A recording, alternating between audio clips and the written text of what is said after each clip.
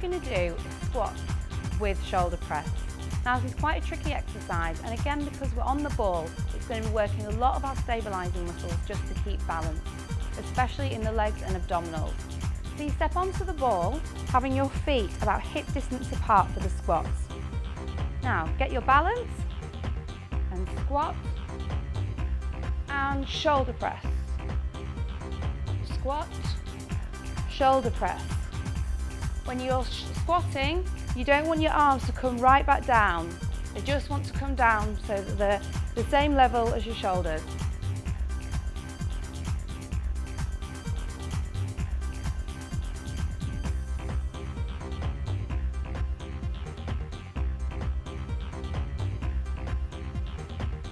Remember to keep your stomach muscles tight during this exercise as well, so that you don't have a dip in your lower back